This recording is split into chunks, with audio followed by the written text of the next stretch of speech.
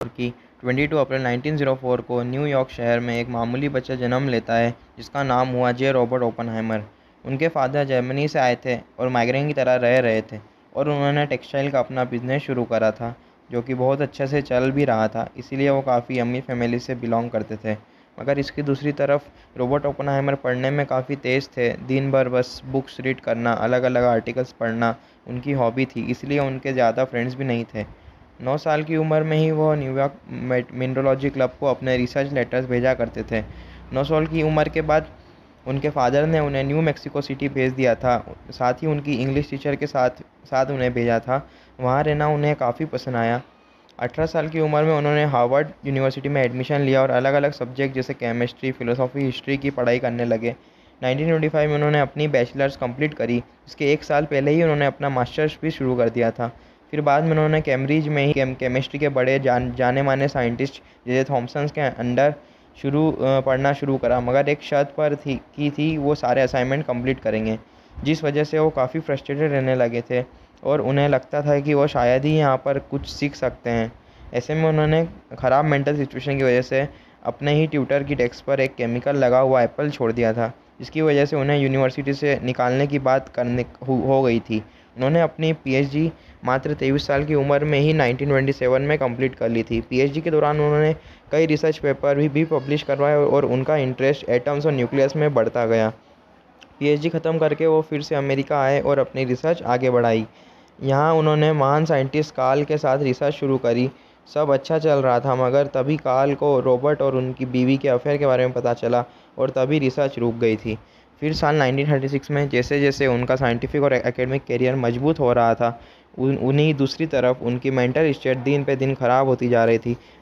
यही वह समय था जब उन्होंने भगवत गीता पढ़ना शुरू करा और वो मानने लगे कि भगवत गीता की वजह से ही उनकी मेंटल स्टेट ठीक होने लगी है। साल 1940 में उनकी शादी हुई, जो कि मेडिकल रिसर्चर से हुई। कैथरीन ट्यूनिंग नाम था उनका। रॉबर्ट एक कम्युनिस्ट सोच के व्यक्ति थे। 1939 में उन्होंने वर्ल्ड वॉर 2 की शुरुआत के साथ ही उनके सबसे बड़े प्रोजेक्ट मैनहट्टन प्रोजेक्ट की शुरुआत हो गई, लेकिन इसके पहले ही जर्मनी ने अपने यहाँ न्यूक्लियर बॉम्ब बनाने की प्रोसेस शुरू कर दी थी। 1938 में जर्मन साइंटिस्ट ने फिजन रिएक्शन बनाने में कामयाबी हासिल कर ली थी और जर्मनी बॉम्ब बनाने में लग गया था। इस बारे में दो हंगेरियन जर्मन साइंटिस्ट को पता चल गया और ये दोनों ही हिटलर की प्लानिंग को अच्छे से समझ रहे थे। वो जानते थे कि अगर जर्मनी बॉम्ब बनाने में कामयाब होता है तो यह दुनिया की बर्बादी की शुरुआत हो जाएगी।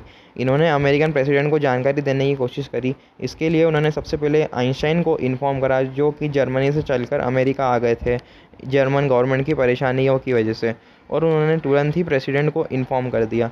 इसकी जानकारी मिलने के बाद ही प्रोजेक्ट मैनहट्टन पर तेज़ी से काम शुरू हो गया और इसका नाम मैनहट्टन इसलिए रखा गया था क्योंकि यह मैनहट्टन सिटी से ही शुरू हुआ था। शुरू में इसकी गति काफ़ी धीरे थी क्योंकि शुरू में अमेरिका वर्ल्ड वॉर 2 का हिस्सा नहीं था, मगर बाद में जापान ने अमेरिका के Pearl Harbor level base attack पर अटैक कर दिया और इसकी अटैक के बाद अमेरिका वर्ल्ड वॉर 2 का हिस्सा बना और इसके बाद ही उन्होंने अपने न्यूक्लियर बॉम्ब बनाने की स्पीड को और तेज़ कर दिया। इसके लिए उन्होंने सबसे पहले अपने लेफ्टिनेंट जनरल लेस्ली को अपॉइंट करा। लेफ्टिनेंट जनरल लेस्ली ने न्यूक्लियर बॉम्ब बनाने के लिए रॉबर्ट हाइमर को जून में 1942 में अपना लीडर बनाया और जिसका काफ़ी विरोध भी हुआ क्योंकि जो रॉबर्ट हाइमर थे वो जर्मनी से बिलोंग करते थे और कम्युनिस्ट पार्टी को सपोर्ट करते थे। लेकिन फिर भी लियो सिजलार्ड, फर्मी, एडवर्ड टेलर, आइंस्टाइन जैसे ये महान साइंटिस्टों के साथ मिलकर काम शुरू हुआ।